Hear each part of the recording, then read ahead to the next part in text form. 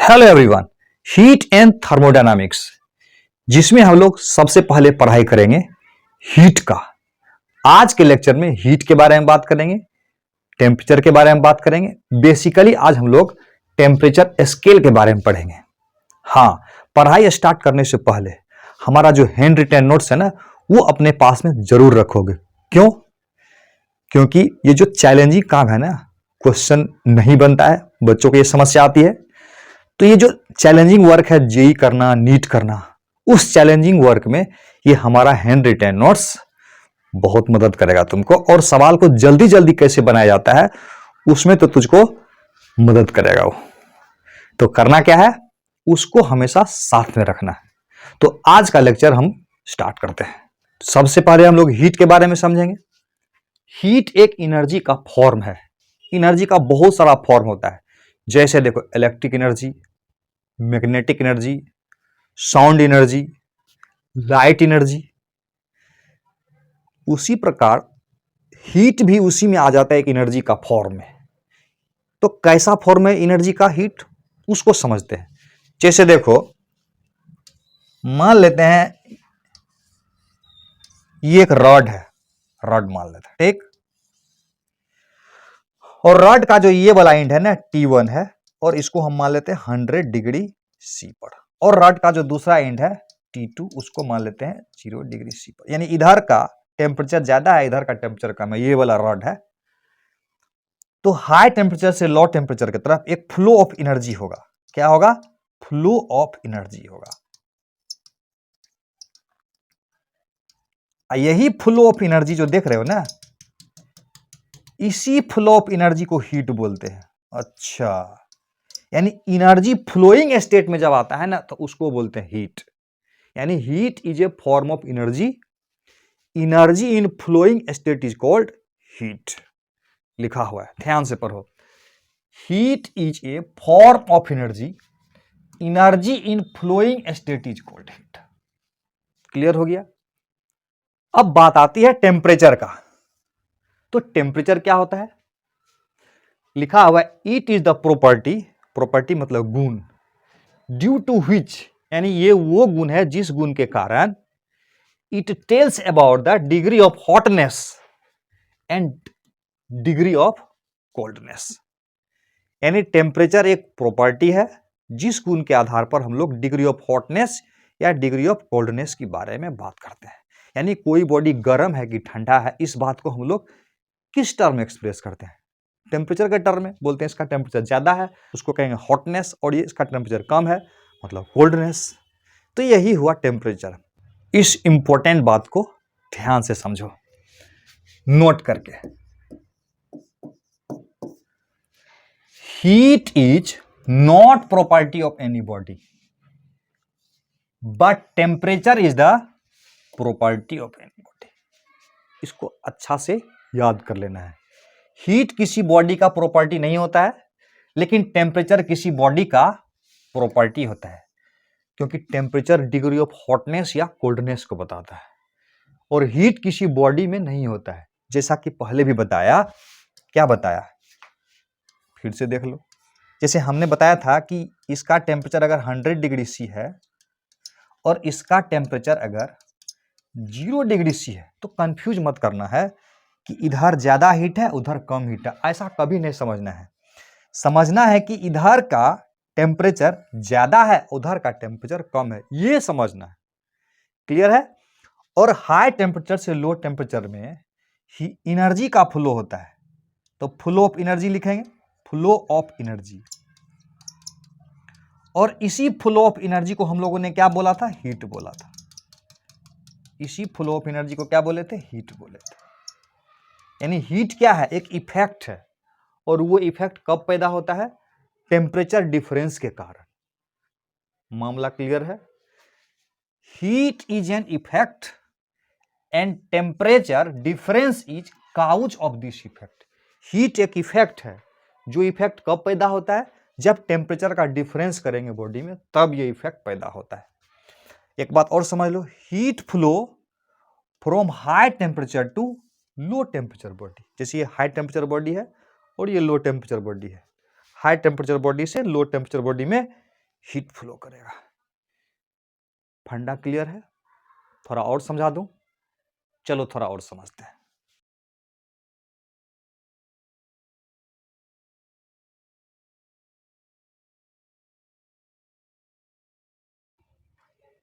जैसे देखो यहां पर सन है, दूसरा अर्थ है, तो सन एक हाई टेम्परेचर बॉडी हुआ, अर्थ एक लो टेम्परेचर बॉडी हुआ। तो हाई टेम्परेचर बॉडी यानी सन से अर्थ के बीच में एनर्जी का फ्लो हो रहा है, यानी सन टू अर्थ एक एनर्जी का फ्लो हो रहा है, उसी फ्लो ऑफ एनर्जी को हम लोग बोलेंगे हीट। क्लियर है? थोड़ा और देखो इसको। जैसे देखो ये एक बॉडी है और ये दूसरा बॉडी है, ठीक से समझना। और इस बॉडी का जो मॉलिक्यूल है, मान लेते हैं कि 70 डिग्री सी पर है, और इस बॉडी का जो मॉलिक्यूल है मान लेते हैं 30 डिग्री सी पर है। तो इसका मतलब यह हुआ इस बॉडी का मॉलिक्यूल के पास ज्यादा एनर्जी है और इस बॉडी के मॉलिक्यूल के पास कम एनर्जी है। कौन सा एनर्जी? Heat energy. नहीं, अभी हीट एनर्जी नहीं आया है, थर्मल एनर्जी है इसके पास ज्यादा, इसके पास थर्मल एनर्जी कम है। अब जब इस दोनों को कांटेक्ट में ले आएंगे, यानी इस बॉडी को कांटेक्ट में ले आएंगे, इस बॉडी के मॉलिक्यूल का एनर्जी इस बॉडी के मॉलिक्यूल के में ट्रांसफर हो जाएगा, और वो जो ट्रांसफर होगा एनर्जी, उसी ट्रांसफर ऑफ एनर्जी को हम लोग हीट कहते हैं। मामला क्लियर है? नोट में लिखा हुआ है, पढ़ लोगे ध्यान से। तो अब हम लोग बात करेंगे थर्मोमेट्री का। ये थर्मोमेट्री क्या होता है? बहुत आसान है, देखो क्या लिखा हुआ है, the science of measurement, the science of measurement of temperature. Science of measurement of temperature को बोलेंगे थर्मो। थर्मो मतलब ताप, मेट्री मतलब मिति, मापना, इसी को बोलते हैं ताप मिति। ठीक है, अब समझेंगे ये थर्मामीटर क्या होता है। तो इससे पहले तो देखिए हम लोगों ने थर्मोमेट्री क्या होता है। थर्मोमेट्री मतलब science of measurement of temperature, ये हो गया मेरा थर्मोमेट्री। इस डिवाइस से हम लोग टेम्परेचर को मेजर करेंगे ना, वो हुआ थर्मामीटर। लिख देता हूं, the device which is used to measure temperature. ये तो क्लियर हो गया भाई। अच्छा एक बात बताओ, जैसे सन का टेम्परेचर नापना हो और जो हम लोगों को फीवर लग जाता है उसका टेम्परेचर नापना हो, तो क्या दोनों में सेम थर्मामीटर का यूज करेंगे? बिल्कुल नहीं। तो इसका अर्थ ये हुआ कि डिफरेंट रेंज के टेम्परेचर को नापने के लिए डिफरेंट टाइप्स ऑफ थर्मामीटर होगा। तो इसका मतलब थर्मामीटर कई तरह का हो सकता है। बिल्कुल। तो हम लोग जो पढ़ाई करेंगे ना, वो थर्मामीटर होगा लिक्विड थर्मामीटर। थर्मामीटर कई तरह का हो सकता है, जैसे गैस थर्मामीटर, लिक्विड थर्मामीटर, एक होता है प्लेटिनम रेसिस्टेंस थर्मामीटर। लेकिन हम लोग यहाँ कॉन्सेंट्रेट करेंगे सिर्फ लिक्विड थर्मामीटर पर। थोड़ा उसको समझते हैं। जैसे कि एक थर्मामीटर है लिक्विड थर्मामीटर, और लिक्विड थर्मामीटर में हम लोग यूज करते हैं मरकरी का। किसका यूज करते हैं? Hg का। Hg का क्यों यूज करते हैं, तुरंत समझ में आ जाएगा। मान लेते हैं किसी बॉडी का टेम्परेचर नापना हो, ये कोई लिक्विड है, इसका टेम्परेचर नापना हो, तो क्या करेंगे, उसके कांटेक्ट में लाएंगे। तो मरकरी का गुण होता है एक्सपेंड करना, जैसे वाटर भी एक्सपेंड करता है लेकिन मरकरी में ज्यादा एक्सपेंशन होता है, तो तुरंत मरकरी एक्सपेंड हो जाएगा ना। और मरकरी एक्सपेंड होके मान लेते हैं यहां आ गया, तो इसी से पता चल जाता है कि कितना इसका टेम्परेचर है। तो इसका मतलब ये जो लंबाई एक्सपेंड किया, लंबाई और ये जो टेम्परेचर था बॉडी का, दोनों के बीच तो कुछ रिलेशन होगा। तो ये जो लंबाई एक्सपेंड किया है ना, उसको बोलते हैं थर्मोमेट्रिक प्रॉपर्टीज। और मटेरियल का जो यूज हुआ ना, उसको बोल देंगे थर्मोमेट्रिक मटेरियल। यानी ये जो था उसको क्या बोलेंगे, उसको बोलेंगे थर्मोमेट्रिक मटेरियल। Thermometric material. और उसका जो प्रॉपर्टीज होगा, जैसे कि यहां पर थर्मोमेट्रिक प्रॉपर्टीज क्या होगा, एक्सपेंड होना लिक्विड का, तो उसको बोलेंगे थर्मोमेट्रिक प्रॉपर्टीज। क्या बोलेंगे उसको? Thermometric properties. हैंडरिटन नोट्स को देख लोगे, ठीक है। तो इसका मतलब हुआ कि जैसा थर्मामीटर वैसा थर्मोमेट्रिक मटेरियल का यूज होगा और वैसा उसका गुण होगा। जैसे अगर गैस थर्मामीटर होता मान लेते हैं, तो उसमें जो मटेरियल भरा था वो गैस भरा था, तो उसका बनावट भी कुछ अलग होता है। तो गैस थर्मामीटर का जो थर्मोमेट्रिक मटेरियल हुआ गैस, गैस थर्मामीटर में थर्मोमेट्रिक मटेरियल हुआ गैस, और उसका थर्मोमेट्रिक प्रॉपर्टीज क्या होगा? गैस का प्रेशर होता है, वॉल्यूम होता है। मान लेते हैं वॉल्यूम कांस्टेंट है, तो थर्मोमेट्रिक प्रॉपर्टीज क्या हो गया? प्रेशर ऑफ गैस हो गया। यानी प्रेशर ऑफ गैस का टेम्परेचर के साथ रिलेशन होगा। जैसे कि प्लेटिनम रेसिस्टेंस थर्मामीटर है, तो इसका मतलब टेम्परेचर का रेसिस्टेंस के साथ कुछ रिलेशन होगा, इलेक्ट्रिक रेसिस्टेंस के साथ, जिसका कि वेरिएशन एक टेम्परेचर के साथ डिफाइंड होता है। यानी थर्मोमेट्रिक प्रॉपर्टीज, जैसे यहां पर length of Hg column, thermometric properties का टेम्परेचर के साथ एक रिलेशन होता है, और वो रिलेशन होता है लीनियर। जैसे टेम्परेचर अगर टी है और इसका लेंथ अगर एल है, तो टी बराबर ए एल प्लस बी। ए यहाँ एक कांस्टेंट है, बी यहाँ एक कांस्टेंट है, और टी यहाँ टेम्परेचर है। इसको बोलते हैं प्रिंसिपल ऑफ थर्मामीटर। थर्मामीटर का जो सिद्धांत होता है ना, वो इसी सिद्धांत पर आधारित होता है। क्या सिद्धांत? थर्मोमेट्रिक प्रॉपर्टीज यहाँ एल हुआ, वो टेम्परेचर के साथ लीनियरली रिलेटेड होगा। ये उसका सिद्धांत होता है। यानी टेम्परेचर और थर्मोमेट्रिक प्रॉपर्टीज के बीच में अगर कभी ग्राफ ड्रॉ करना होगा, तो कैसा ग्राफ होगा? हमेशा स्ट्रेट लाइन होगा। समझ में आ रहा है बात? यानी इधर हो गया थर्मोमेट्रिक प्रॉपर्टीज और इधर हो गया टेम्परेचर, या इधर थर्मोमेट्रिक प्रॉपर्टीज इधर टेम्परेचर, दोनों के बीच में लीनियर रिलेशन होगा। हम लोग को तो यहाँ पर बेसिकली लिक्विड थर्मामीटर को पढ़ना है, तो आगे देखते हैं। हम लोग इसको ठीक से पढ़ेंगे क्योंकि यही हम लोगों को पढ़ना है। Liquid thermometer. लिक्विड थर्मामीटर का मतलब थर्मामीटर में जो मटेरियल का यूज होगा वो होगा लिक्विड। तो हम लोग यहां पर क्या यूज कर रहे थे? Hg। Hg मतलब मरकरी। ठीक। अब देखो, जिस बॉडी का टेम्परेचर को नापना हो, उस बॉडी के कांटेक्ट में इसको लाएंगे, बल्ब को, इसको बोलते हैं बल्ब भी। तो जैसे ही बॉडी इस बल्ब को उसके कांटेक्ट में लाएंगे जिसका टेम्परेचर नापना हो, तो तुरंत क्या हो गया? मरकरी का गुण क्या होता है? एक्सपेंड कर जाना। नहीं, तो यहां पर थर्मोमेट्रिक मटेरियल हुआ Hg और उसका गुण हो गया एक्सपेंड हो जाना। इसको बोलेंगे length of Hg column. Length of Hg column याद रखना, बराबर L से डिनोट करते हैं हम लोग। अब देखो, हर थर्मामीटर में एक होगा लोअर फिक्स पॉइंट और एक होगा अपर fix point. Lower fix point, अपर फिक्स पॉइंट, ये क्या होता है? लोअर फिक्स पॉइंट होता है जब उसको मेल्टिंग आइस में रखेंगे तब। Melting ice. मेल्टिंग आइस का मतलब हुआ कि जब इसको मेल्टिंग आइस में रखेंगे तब जो minimum length of Hg column होगा वो होगा लोअर फिक्स पॉइंट। और जब इसको बॉइलिंग वाटर में रखेंगे यानी स्टीम पॉइंट पर रखेंगे, कहां पर रखेंगे? स्टीम पॉइंट पर, यानी स्टीम में रखेंगे इसको स्टीम पॉइंट पर, तब का जो Hg कॉलम का लेंथ होगा ना, उसको बोलेंगे अपर फिक्स पॉइंट। ये दोनों क्लियर हो गया? अब एक टर्म बीच में यूज होगा, फंडामेंटल इंटरवल। वो क्या होता है? तो ये होता है अपर fix point minus lower fix point. यानी अपर फिक्स पॉइंट और लोअर फिक्स पॉइंट के बीच में जो इंटरवल होगा उसको बोलेंगे हम लोग फंडामेंटल इंटरवल। क्लियर है? नेक्स्ट देखते हैं। अब देखेंगे टेम्परेचर स्केल कितने तरह का होता है, यानी थर्मामीटर कितने तरह का होता है। दो तरह का थर्मामीटर होता है। एक होता है स्टैंडर्ड टेम्परेचर स्केल, दूसरा हो गया लोकल मेड टेम्परेचर स्केल। दोनों का क्या मतलब हुआ? स्टैंडर्ड टेम्परेचर स्केल का मतलब वो टेम्परेचर स्केल जिसको पूरी दुनिया जानती है। पूरी दुनिया में, इंडिया हो या अमेरिका हो या जापान, सब जगह लोग जानता है उसको। दूसरा होगा लोकल मेड, जिस थर्मामीटर को तुमने बनाया तो जानता कौन कौन है? तुमने जिस जिस को दिखाया, जिस जिस को बताया, वही खाली जानता है।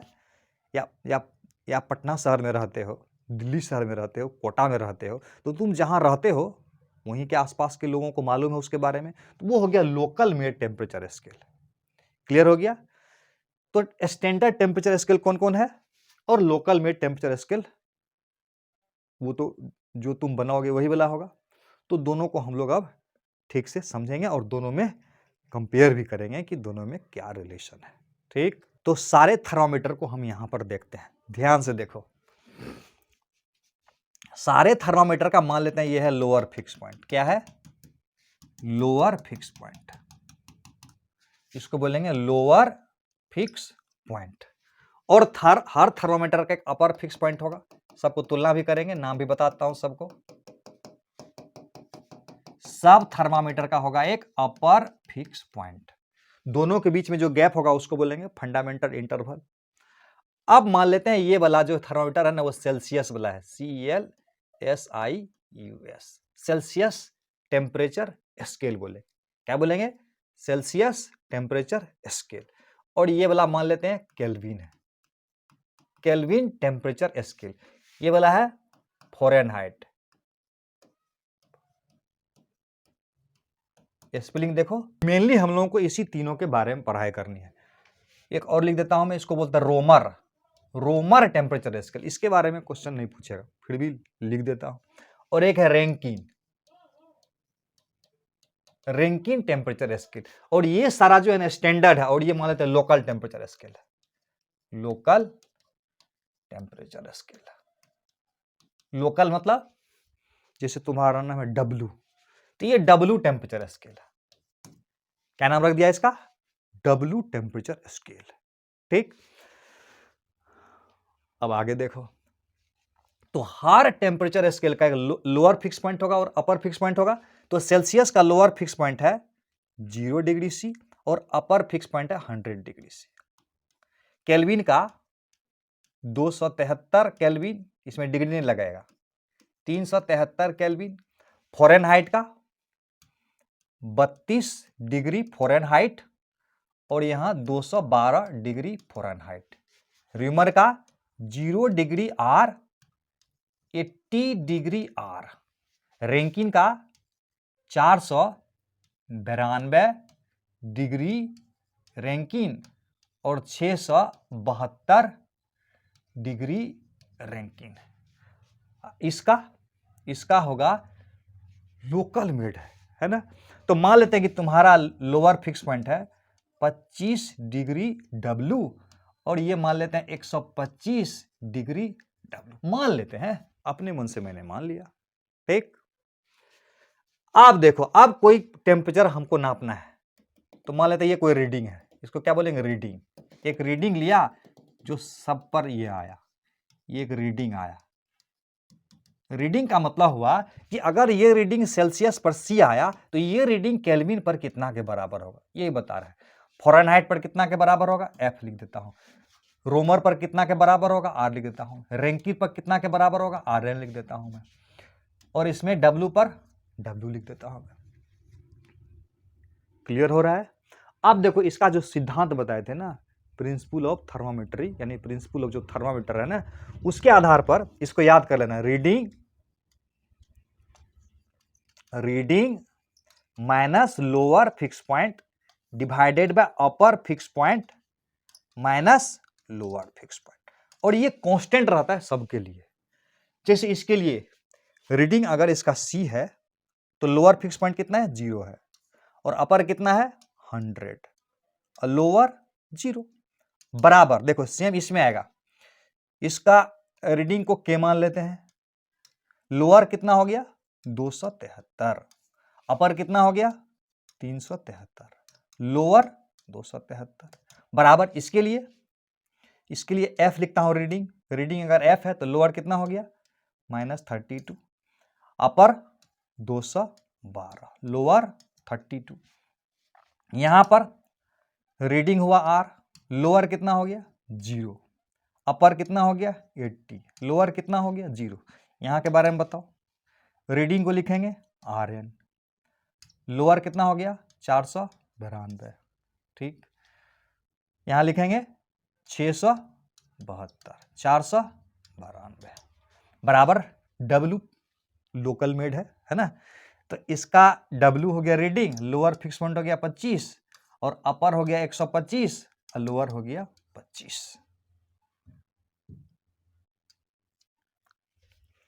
और ध्यान रहे ये सब क्या होगा, कांस्टेंट होगा, याद रखना सब क्या होगा, कांस्टेंट।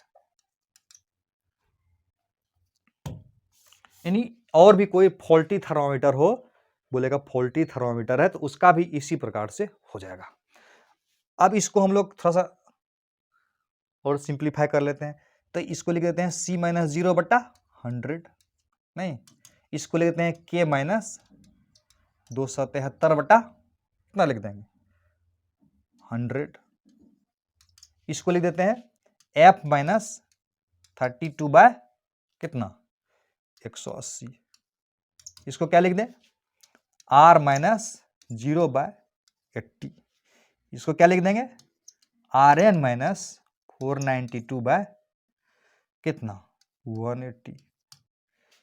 उसी प्रकार से W का W माइनस 25 बराबर बाय 100 बराबर में, इसको और सिंप्लीफाई कर सकते हैं। क्या करना है, सबको देखो 20 से 20 से भागा दे दो, तो इसको लिख सकते हैं C माइनस 0 5 से भागा देंगे तो 20 से भागा देंगे तो 5 आ जाएगा, बराबर K माइनस 273 बाय 5 हो जाएगा।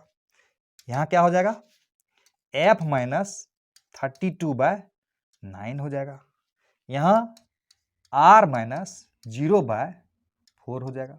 यहाँ Rn माइनस 492 बाय 9 हो जाएगा। इसको भी लिखना है, लिख दो W माइनस 25 बाय 5 हो जाएगा। और ये इसको कांस्टेंट मत लिखना, क्योंकि ये वाला कांस्टेंट काट कूट दिए ना, इसको कांस्टेंट नहीं लिखना, यहां तक कांस्टेंट चलेगा, क्योंकि इसको काटे हैं ना, काट के लिखे, अगला वाला कटेगा कि नहीं कटेगा वो तो अलग बात है ना। क्लियर हो रहा है? ये रीडिंग है सेल्सियस पर, और ये रीडिंग है केल्विन पर, और ये रीडिंग है फ़ारेनहाइट पर, और ये रीडिंग है रोमर पर, ये है रैंकिन पर, और ये है डब्ल्यू पर। नेक्स्ट देखते हैं, इसको भी थोड़ा ठीक से समझ लो फिर से।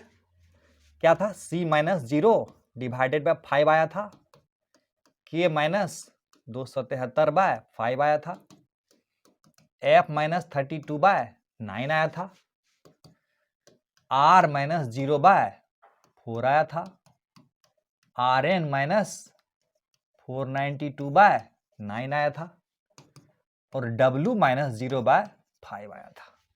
नहीं, W माइनस 25 था ना, ये आया था। अब कभी कभी पूछेगा, ये तो क्लियर हो गया कि एक स्केल पर टेम्परेचर दिया हुआ रहेगा, दूसरे स्केल पर कितना रीडिंग होगा वो पूछेगा। एक तरह का ये सवाल होगा। दूसरे तरह का सवाल होगा, अगर चेंज इन टेम्परेचर सेल्सियस में 10 डिग्री का चेंज हो रहा है, तो वही चेंज फ़ारेनहाइट में कितना के बराबर होगा। क्लियर है? तो देखते हैं। तो अगर मान लेते हैं कि पहला बार रीडिंग आया, पहला बार नापे तो रीडिंग आया C1, तो C1 आया इससे, इसका आया K1 और इसका आया F1, उसको छोड़ देता हूं। दूसरी बार अगर रीडिंग लिए तो C2 आया, इसका आया K2 और इसका आया F2। तो अब बोलेंगे डिफरेंस दोनों में कितना आएगा, यानी पहला बार जो रीडिंग लिए और दूसरा बार जो रीडिंग लिए, दोनों में डिफरेंस कितना होगा। तो दोनों को घटा देंगे, तो C2 माइनस C1 बाय 5 आया, इस रीडिंग को घटाएंगे, K2 माइनस K1 बाय 5 आएगा, इसको घटाएंगे, F2 माइनस F1 बाय 9 आएगा। तो इसका मतलब हुआ कि ये delta C by 5, delta K by 5 और डेल्टा F बाय 9 हुआ।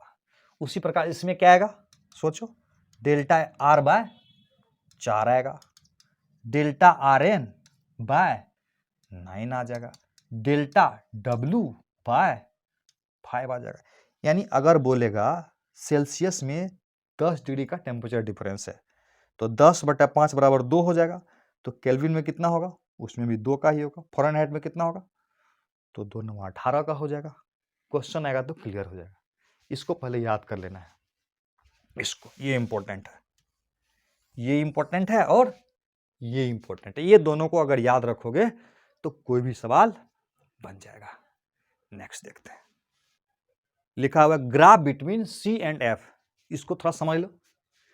हम लोगों ने क्या देखा था अभी, C माइनस 0/5 F माइनस 32/9 देखे थे। अब देखो F का रिलेशन लाते हैं ना, यहाँ C/5 is equal to F minus 32/9 आएगा, इसको इधर कर दोगे 9/5C हो जाएगा is equal to F minus 32। तो F इज इक्वल टू 32 अब प्लस 9C/5, या उल्टा सकते हैं F is equal to 9/5C plus 32। इसका हम लोग ग्राफ ड्रॉ कर सकते हैं ना, कर लेते हैं ग्राफ ड्रॉ। इधर रखते हैं C को, इधर रखते हैं F को। अब देखो जब C बराबर 0 होगा, तो F बराबर कितना होगा 32। नहीं, बहुत बढ़िया। अब जब C बराबर 100 होगा, तब C बराबर अगर 100 होगा, ये 100/5 20 9 80 कितना हो जाएगा 212 हो जाएगा ना, यानी इसके सामने आ जाएगा, ये हो जाएगा ना। अब इसका स्लोप कितना होगा वो भी जान सकते हैं हम लोग। ये एंगल मान लेते हैं थीटा। स्लोप बराबर क्या होगा, स्लोप बराबर dF/dC बराबर tan थीटा। बराबर कितना होगा बोलो, बराबर हो जाएगा 212 माइनस 32। ये हुआ लंब बटा आधार 100, यानी 180/100, यानी 9/5 होना ही था ना, यही ना C हो गया। y बराबर mx प्लस C, ये स्लोप हो गया ना 9/5। तो याद कर लेना स्लोप बराबर 9/5। इस ट्रिक को भी समझ लो, इसमें लिखने का स्टाइल भी समझ लो। ऐसा अगर ग्राफ दे देगा तो कैसे देगा, ये C पर देखो, तो इसका है 100 और इधर हुआ 0, इधर हुआ 212, इधर हुआ 32। अपर फिक्स पॉइंट हुआ। अगर मान लेते ये कोई रीडिंग है, ठीक है, अगर ये C है तो ये F है, तो इससे भी हम लोग इक्वेशन लिख सकते हैं। अगर ऐसा दे दे तो इससे भी इक्वेशन लिख सकते हैं। को कैसे, ऐसे देखो, इधर का C रीडिंग हुआ C और लोअर फिक्स पॉइंट इसका कितना हुआ 0, C माइनस 0 अपर माइनस लोअर ना, 100 माइनस 0। अब बराबर इसका देखो रीडिंग हुआ F अब minus lower fix point 32 divided by upper minus lower 212 minus 32। ऐसे भी इक्वेशन हम लोग लिख सकते हैं। मजा आ रहा है? यस। नेक्स्ट देखो, ये बड़ा अच्छा सा सवाल है। तुम IAS की तैयारी करो, चपरासी की तैयारी करो, IIT की तैयारी करो, नीट की तैयारी करो, हर एग्जाम में ये क्वेश्चन आएगा। यानी जीके GS है ये, इसको तो याद ही कर लेना, ठीक है, याद ही कर लोगे, ये आंसर होता है। करके दिखाओ, तो करके दिखाना। क्या दिखाना है, कहता है किस टेम्परेचर पर reading of Celsius and Fahrenheit temperature scale क्या होगा, सेम होगा, यानी C बराबर F हो जाएगा। ये बताना किस टेम्परेचर, यानी कहां C बराबर F हो जाएगा। तो C बराबर F बराबर हम X मान लेते हैं, तो X का मान निकालना है। तो अभी तो हम लोग जानते हैं ना C माइनस 0/5 F माइनस 32/9 होता है। तो C और F बराबर कब होगा, C और F बराबर कब होगा, तो मान लेते हैं X हुआ, तो X/5 हो जाएगा, 0 हटा दिए, X माइनस 32/9 होगा। खुद से सॉल्व कर लोगे, वीडियो को पॉज करो, खुद से सॉल्व करो। देखो इधर गया 9x, इधर गया 5x माइनस 5 गुना 32, 5 गुना 10, अब 5 दिया 15, 1 16। इधर आएगा तो कितना होगा 4x बराबर माइनस 160। तो x is equal to minus 40 degree, C बराबर माइनस 40 डिग्री फ़ारेनहाइट। क्लियर है? मजा आ रहा है? नेक्स्ट देखो, इस सवाल को देखो, क्या लिखा हुआ है, temperature of a liquid is 10 degree C, 10 degree C है, यानी C का मान है 10, तो find this reading on Kelvin temperature scale, Fahrenheit temperature scale, Rankine temperature scale, Romer temperature scale. तो अभी हम लोग देखें ना C - 0/5 K - 273/5 F - 32/9 R - 0/4 Rn - 492/9 ये देखे थे। W बोला भी था, उससे भी तुलना कर सकते हैं इसको, उसमें बोला नहीं है ना, इसलिए उसको छोड़ देते हैं। C बराबर दिया है 10, यानी ये 10 दिया है, 10 - 0/5 हो गया। तो बोल रहा है K का मान कितना होगा, निकल जाएगा, बोलो तो। F का मान कितना होगा, R का मान कितना होगा, Rn का मान कितना होगा, निकलेगा। K निकालना हो तो ये दोनों को उठा के यहां से रखेंगे ना, 10/5 इसमें ले लो K - 273/5, 5 कैंसिल हो गया, तो यहां से K बराबर कितना है, 283 आ जाएगा। खुद से ट्राई करो बनाने का, बनेगा ना तो एकदम विनर वाली फीलिंग आएगी। खुद से ट्राई करो। F में कितना होगा, F में, ये पहला का आंसर था ना, दूसरा का। F में देखना, F में यहां देखो 10/5, 2 लिख दूं, 10/5, यहां 0 था, रहने देता हूं। F - 32, F - 32 डिवाइडेड बाय 9, बहुत बढ़िया है। देखो 10/5 बराबर 2 और 2 9 18, 18 लिख दूं, 18 बराबर F - 32, यहां से F इज इक्वल टू कितना हो जाएगा, 32 18, 32 8 40, 10 50 डिग्री फ़ारेनहाइट। और उसी प्रकार से हम लोग R में निकाल लेंगे ना। R में आंसर कितना होगा, R में कितना आंसर होगा, ये 10/5 बराबर 2 और 2 गुना 4 बराबर 8, 8 डिग्री R हो जाएगा। डायरेक्ट लिख दे रहा हूं, चलेगा ना। और ये चौथा नंबर बना के भेजोगे, 10/5 बराबर Rn - 492/9। इसको आंसर कमेंट बॉक्स में भर के भेजोगे, ठीक है। अब कुछ इस तरह के सवाल को कैसे बनाएंगे, ध्यान से देखो। एक फॉल्टी थर्मामीटर है, एक ऐसा थर्मामीटर है जो सही नहीं नापता है, जिसका फ्रीजिंग पॉइंट जो है ना एंड बॉइलिंग पॉइंट 5 डिग्री है और 95 डिग्री है। Faulty thermometer, what is the correct value of temperature as it reach 60 degree C, यानी फॉल्टी थर्मामीटर 60 डिग्री सी नापता है।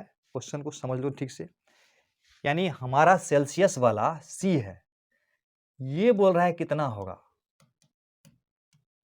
ठीक है, करेक्ट वैल्यू। और ये 100 है अपर और ये लोअर है, और यहां फॉल्टी थर्मामीटर है, फॉल्टी X थर्मामीटर मान लेते, फॉल्टी को X मान लेते, जिसका लोअर फिक्स पॉइंट कितना है, लोअर फिक्स पॉइंट है 5 और अपर फिक्स पॉइंट है 95 और लोअर फिक्स पॉइंट है 5। और ये जो रीडिंग दे रहा है ना, ये रीडिंग दे रहा है 60 डिग्री सी, 60 डिग्री सी का रीडिंग दे रहा है। यानी फॉल्टी थर्मामीटर का जो रीडिंग है ना वो 60 डिग्री सी है, तो एक्चुअल टेम्परेचर वो कितना डिग्री के बराबर है, बन जाएगा। बहुत आसान है, C - 0, C निकालना है बाय 100, यहां क्या करेंगे 60 - 5/90,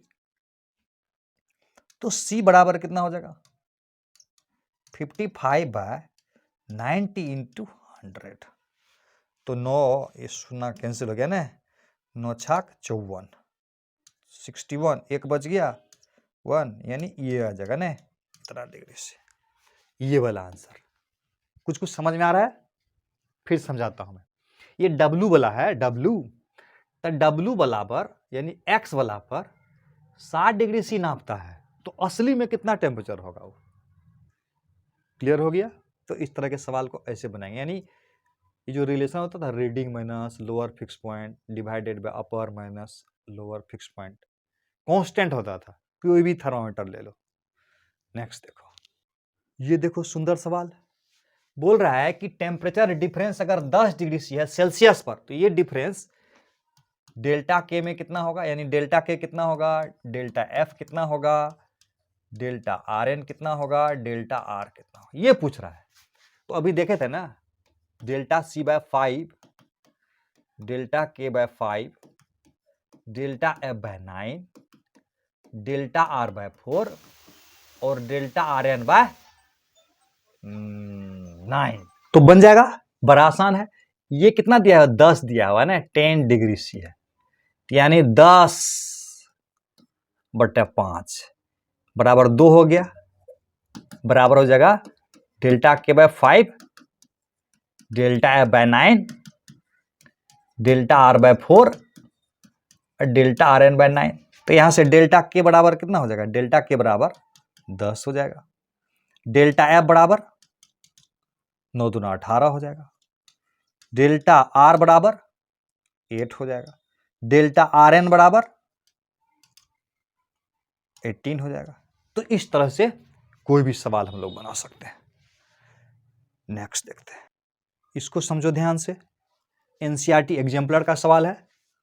कहता है the graph between two temperature scale A and B, एक स्केल ए लिया, एक स्केल बी लिया, और इसका अपर फिक्स पॉइंट 180 और लोअर नहीं दिया हुआ है, लेकिन दिया हुआ है गैप 150 का है। तो ये तो क्लियर हो गया कि 30 होगा। 150 इक्वल डिवीजन में बांटा गया, ए को और बी को 100 डिवीजन में, 100 डिवीजन में। The relationship for conversion of the two scale is given by, एक टीए है और एक टीबी है। तो मान लेते हैं कि यहां का रीडिंग जो है ना, इसका रीडिंग मान लेते हैं यहां टीए है और यहां का रीडिंग यहां टीबी है। तो टीए और टीबी में क्या रिलेशन यहां पर होगा वो बताना। कैसे बताओगे, बताए थे ना, क्या बताए थे, रीडिंग याद है, reading minus lower fix point divided by upper fix point minus lower fix point बराबर कांस्टेंट। यस, तो रीडिंग मान लेते हैं इधर वाला का लो, पहले उधर वाला का लेना है, पहले उधर वाला का लिखा है।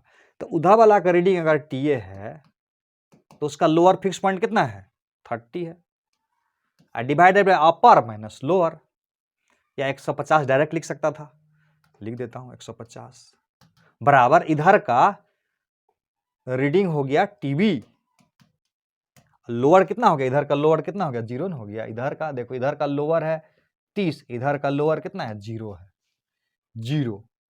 अपर माइनस लोअर, अपर कितना 100 है, दोनों में दिया हुआ अंतर 100 हो गया। तो ये रिलेशन आएगा इसमें, ध्यान से देखो कौन सा है,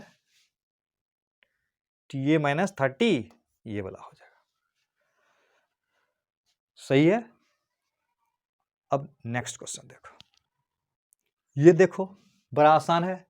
कहते हैं एक न्यू स्केल है, टेम्परेचर का एक नया स्केल है, वो भी वही लीनियर रिलेशन रखता है, उसको डब्ल्यू स्केल बोलते हैं। अच्छा, वो डब्ल्यू वाला मिल गया। The freezing point and boiling point of water 39 W है और 239 डब्ल्यू है respectively. What will be the temperature on the new scale corresponding to temperature 39 degree C, यानी डिग्री सी में अगर 39 है तो ये न्यू स्केल पर कितना होगा। तो अभी क्या दिखाए थे, क्या दिखाए थे, रीडिंग, फिर से समझ लो, reading minus lower fix point divided by upper fix point minus lower fix point बराबर कांस्टेंट रहेगा। तो हमारा सेल्सियस पर C माइनस 0 है बटा 100 माइनस 0 होता है, और ये W वाला पर रीडिंग W है, और W का मिनिमम है 39, मैक्सिमम है 239, मिनिमम है 39 बराबर कांस्टेंट रहेगा। तो कहता है कि what will be the temperature on the new scale, यानी इस स्केल पर कितना टेम्परेचर होगा अगर ये मेरा 39 डिग्री सी है, यानी ये 39 है, ये 39 है ना, 39 बाय 100, और ये W बराबर पूछ रहा है कितना होगा, यानी कितना डिग्री W होगा ये पूछ रहा है। ठीक है, तो बड़ा आसान है, W माइनस 39 डिवाइडेड में यहाँ कितना होगा 200, तो बड़ा आसान निकला, 0 0 कैंसिल, 39 बराबर W माइनस 39 बाय 2, सॉल्व कर लो। तो 2 into 39 is equal to W minus 39। तो W बराबर क्या करेंगे, इसको इधर लाओगे ना, तो 2 इंटू 39 अब प्लस 39 तो कितना होगा, 117 हो जाएगा। नहीं आता है, 3 को 39 हुआ, 39 इंटू 3 117 हो जाएगा। ये सवाल खुद से ट्राई करोगे, देखो ना, क्वेश्चन को पढ़ो, खुद से ट्राई करो, आंसर होगा 60 डिग्री सी। खुद से बना के देखो, व्हाट्सएप पर भेजोगे बना के। चैलेंज तो लेना पड़ेगा ना। अगर जेईई नीट की तैयारी कर रहे हो और सवाल जल्दी जल्दी नहीं बन रहा है तो सोचना तो पड़ेगा। बिल्कुल, अगर कोई डाउट हो, कोई दिक्कत हो तो बाजार समिति में हमारा सेंटर है, वहाँ के डाउट पूछ सकते हो। ठीक है, नेक्स्ट क्लास में मिलते हैं।